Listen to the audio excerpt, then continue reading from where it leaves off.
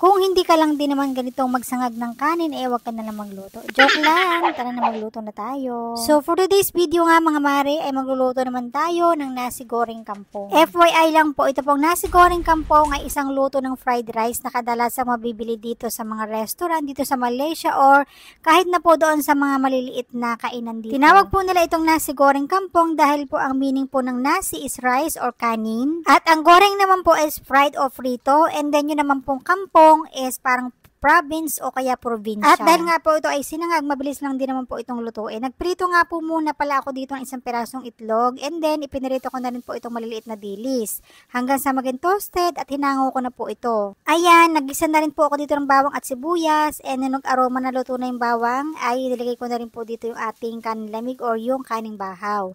Tinimplahan ko na nga rin po pala ito ng konting magic sarap, and nilagyan ko na rin po ito ng konting toyo. Kutob-kutob lang po dito yung ating pagtitimpla mga mare. So, syempre nakadepende na sa inyo kung kayo yung magluluto.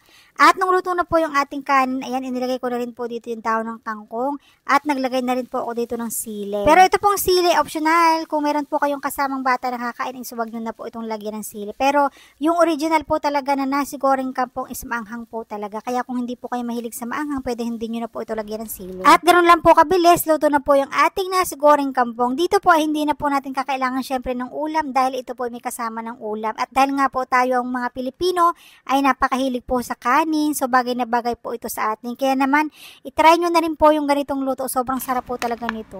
Hi guys, ito na yung ating nilutong nasi goreng kampong. Meron syempreng fried egg, may kamatis, and may pipino. Ayan, kain na tayo. Sobrang sarap nito. Ayan o.